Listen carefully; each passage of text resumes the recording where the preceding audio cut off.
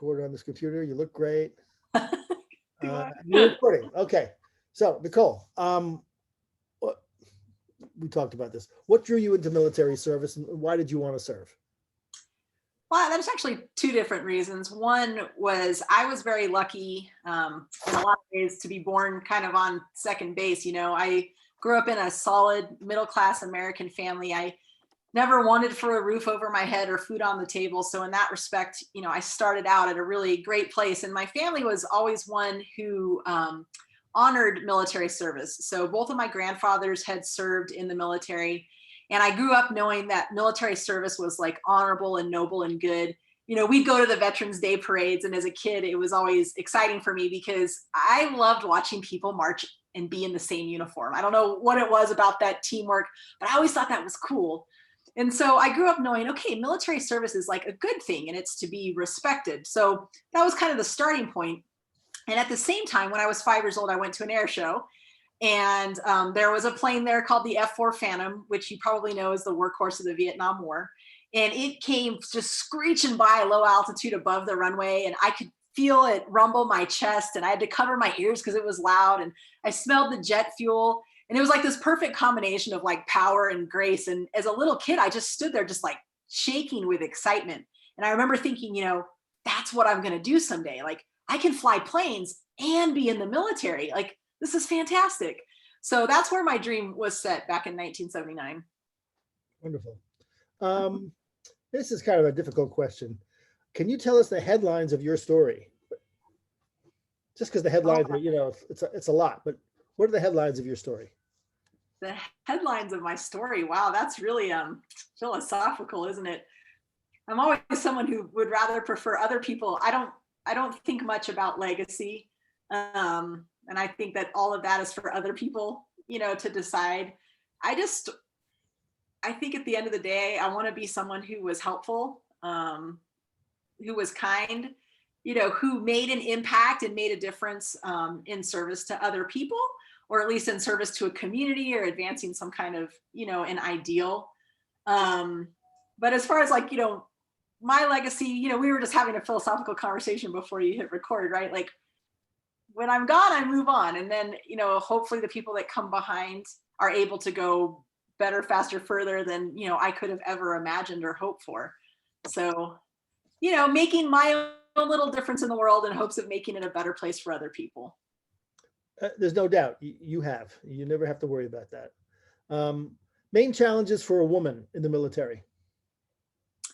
I think in some respects, still in some of the male dominated career fields, it's about establishing yourself, as a credible expert at what you do. Women have been flying fighter aircraft for 25 plus years now, and still there are people who think, women shouldn't be doing that, or women, can't be doing that.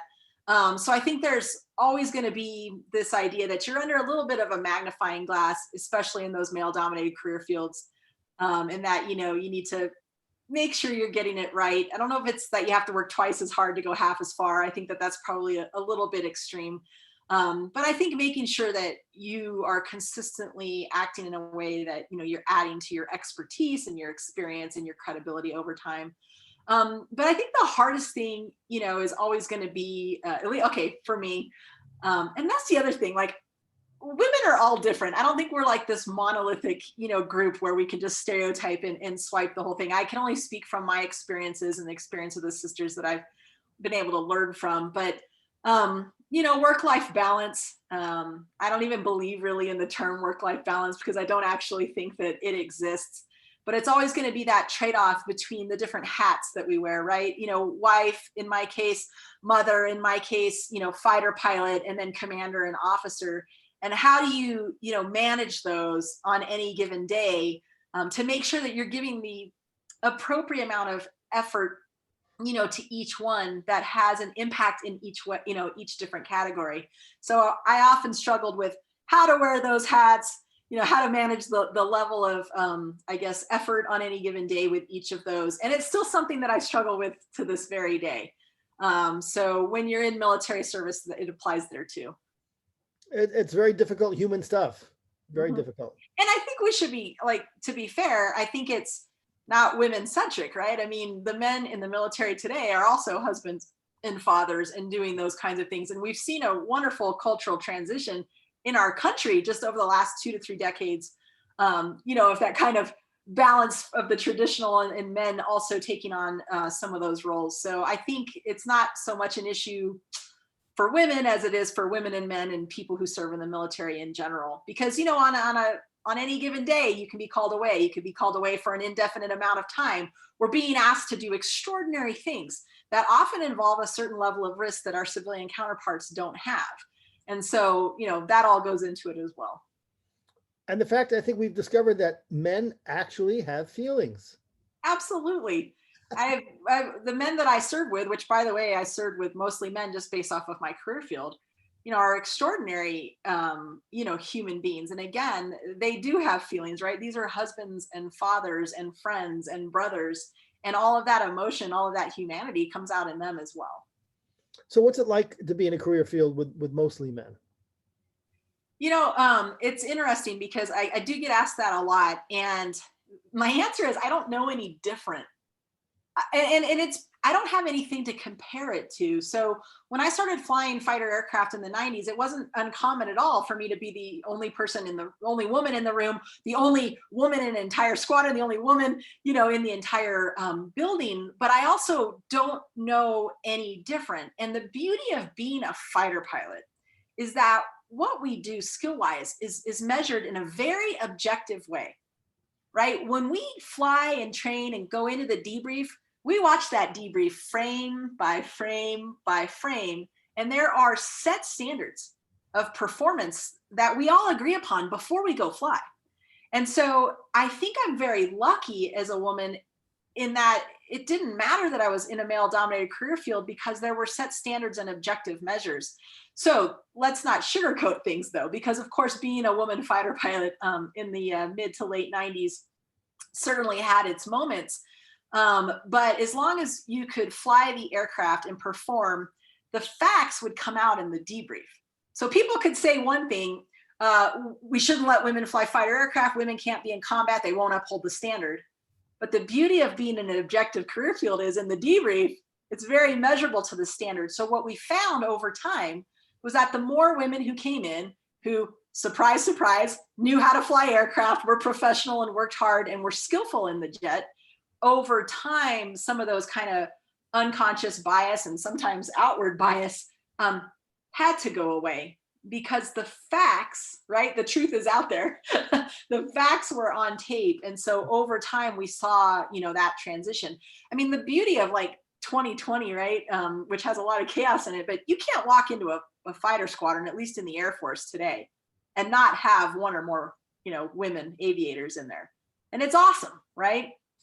And I get asked the other question, which is, what was it like to be the first woman Thunderbird pilot? How did the guys treat you? And I often have to remind people that the guys were phenomenal. They were my age. They never knew an Air Force without women fighter pilots in it.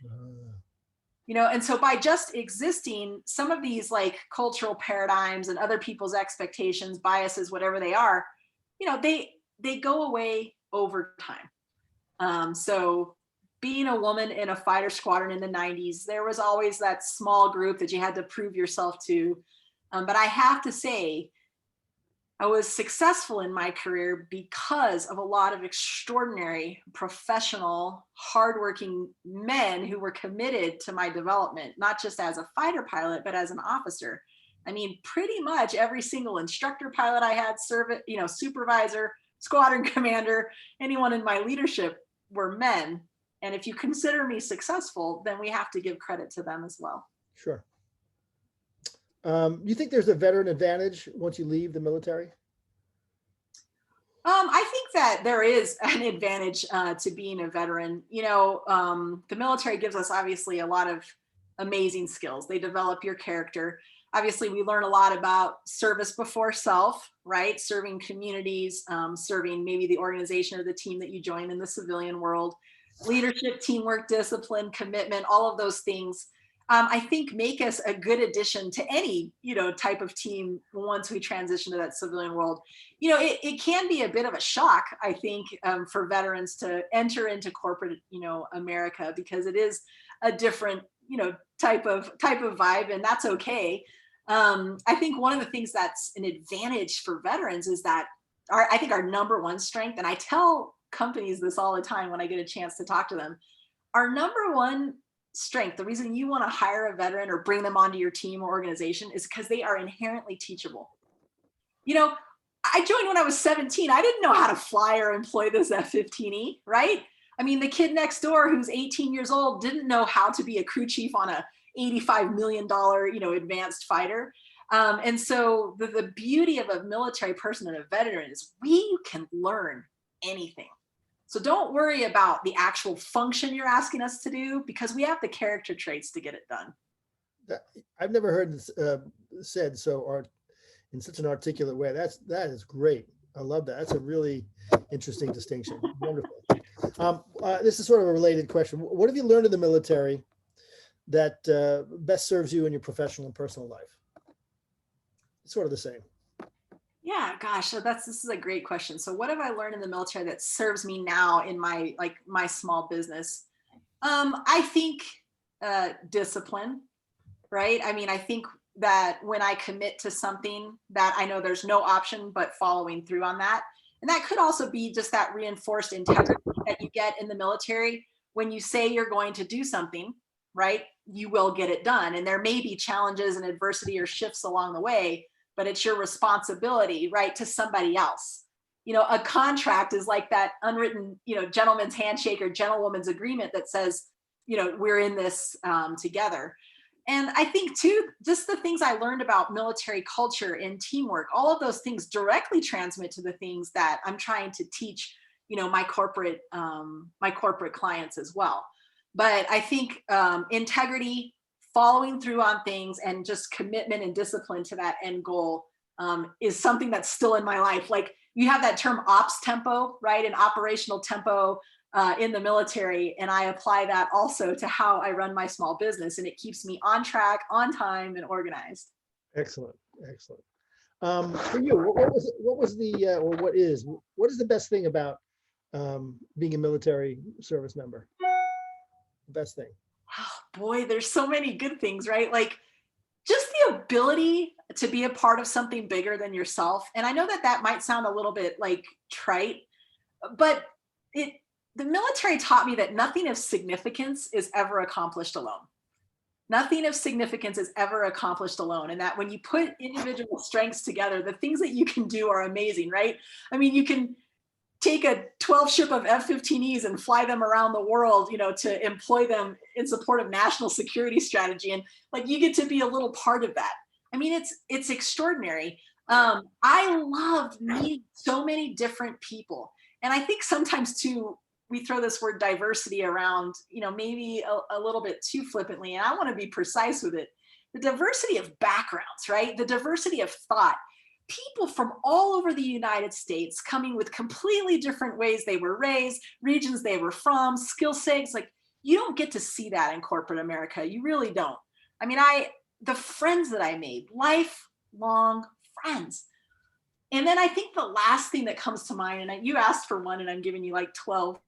Obviously I would recommend military service to anybody, but the ability when you join the military to be part of making history, to be part of shaping world history.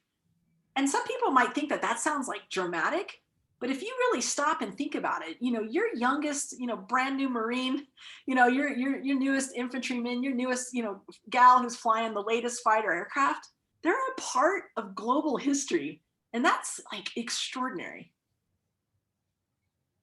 It is. And sorry, that was a lot of things, huh? no, listen, you, all right, let me stop the recording. Hang on.